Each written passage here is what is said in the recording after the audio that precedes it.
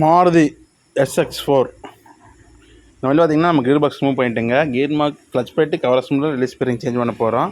இதோட பழைய clutch plate பார்த்திங்கன்னா டோட்டலாக அவுட் ஆயிடுச்சு.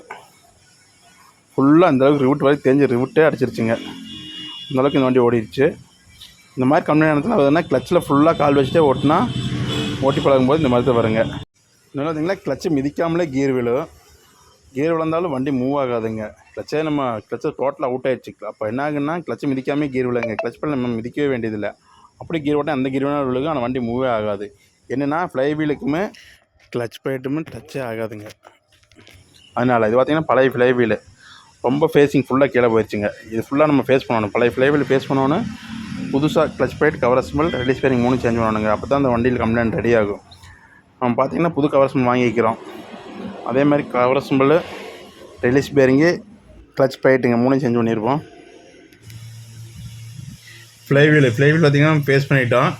கீழே ஸ்டெப்பு கீழே இருக்குது, இந்த ஸ்டெப் பார்த்திங்கன்னா மேலே இருக்குது. இங்கே கிளச் பிளேட்டு கரெக்டாக வந்து சீட்டிங் ஏறாடுங்க.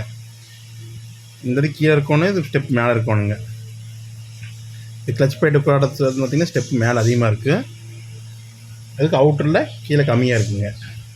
அப்போ தான் கிளச் கரெக்டாக சீட்டிங் ஆகும், வண்டி கரெக்டாக மூவ் ஆகுங்க. அது ரெண்டும் மட்டம் ஆயிடுச்சுன்னா வண்டி மூவ் ஆகாதுங்க. அதாவது கிளச்சு மிதிக்காமல் கீர் விழுகானா அந்த மாதிரி ஆயிருங்க.